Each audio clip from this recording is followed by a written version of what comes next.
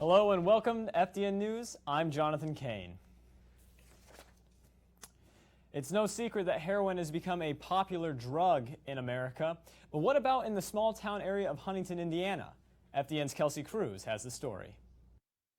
About a year ago, one local detective had not yet seen a heroin overdose in the town of Huntington. 1 year later, he sees 2 to 3 cases of heroin overdose each month. One Huntington University student found this surprising. Yeah, it's just a major surprise. You wouldn't expect that from a community like Huntington. I guess just sometimes when you're in this campus and you're just sucked into this environment, you think this campus is Huntington, and then you hear news like that and you realize that there's a lot more going on in Huntington than just what's happening in this campus. After a law was passed last year that made it difficult for drug users to get their hands on prescription medication, drug users shifted their attention to heroin. Local law enforcement is attacking this issue head-on by going after their number one target in the issue, the dealers. But it seems like it's a never-winning battle. We take down 30, and 30 more take their place. One particular incident that happened in the town of Huntington, a husband and wife were arrested in August for allowing their baby to suck heroin off of their finger. Both are currently in jail. Heroin usage has become such a big issue that some Indiana counties are having their officers do a needle exchange in order to prevent the spread of diseases through the heroin use. Let's just give the junkies the needles because they're going to do it anyway. Unfortunately, law enforcement doesn't see this heroin issue going away anytime soon. I don't see it getting better. It's such an addictive drug. I mean, these I'll sit down and talk with these people, and the first time they do it, they're addicted to it, and they literally become ill if they don't have it.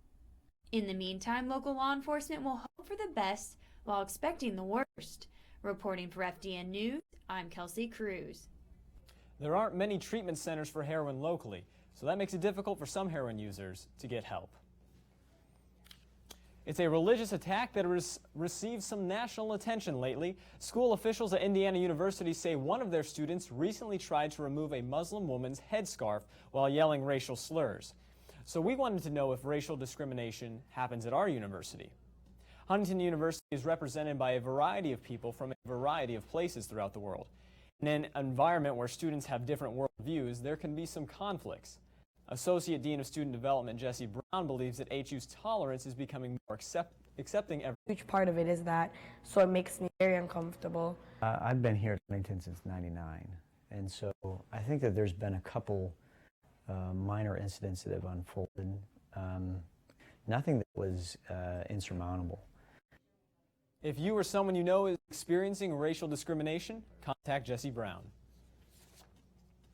Over 200 people filled the air with song this past weekend as Christian college students from all across the Midwest participated in the 3rd annual Surge. FDN's Randy Orr has the story. We're Huntington University, Grace College, Taylor University, and Indiana Wesleyan set aside their competitive spirit to lift their voice in worship, and it happens here at Surge.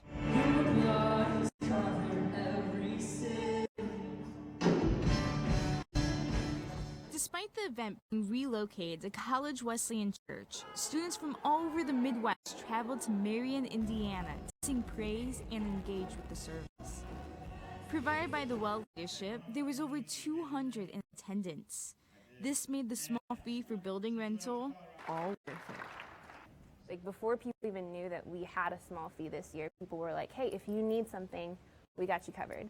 So it was just incredible to see the Lord provide in that way, and it was that was something that we talked about this year, realizing that we do have a fee, but all of us were like, you know what, if the Lord wants it to happen, it'll happen. And we believe in that, and just take those steps of faith every time. Indiana Wesleyan alumnus and Lexington pastor Zach McCreeves spoke at the event. He encouraged students to strengthen their trust and faith. The response was staggering. People have been sent abroad after surges and called into ministry and seen people saved and healed, and the Lord's just faithful. I think people have a right to be expectant, and I still feel it here today. So.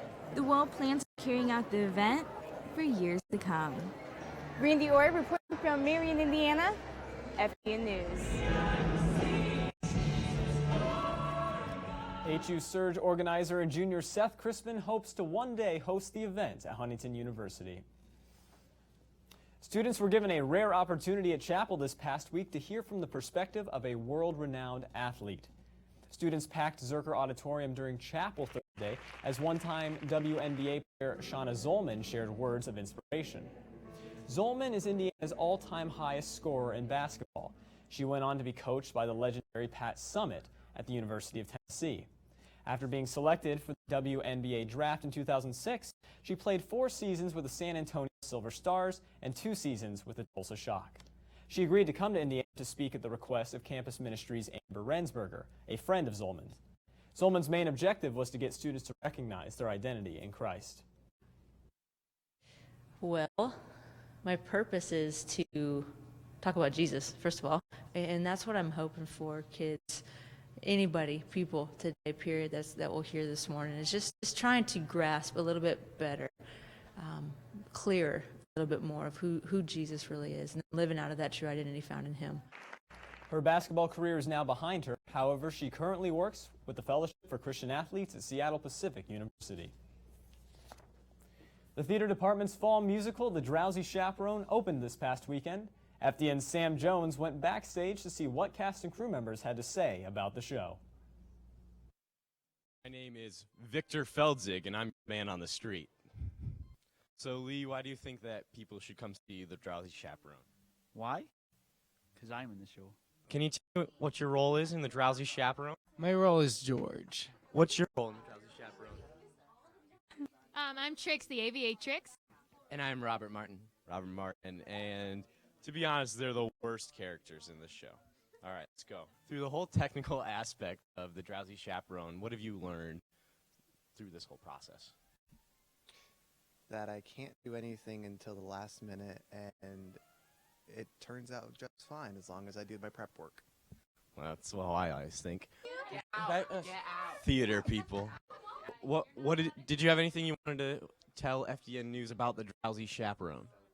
That it's a fantastic show with a really great message, and everyone should come and see the show. Reactions to Drowsy Chaperone are you laugh through the whole show. Doesn't matter what you're doing, you're just laughing. This weekend is the last weekend to see The Drowsy Chaperone. It runs Thursday, Friday, and Saturday at 7:30 p.m. and 2 p.m. on Saturday afternoon. Well, that's all the time we have for you in this installment of FDN News. Don't forget to check us out online at forresterdigital.net and follow us on Twitter at FDN_news. Thanks so much for watching, everybody, and we'll see you next time.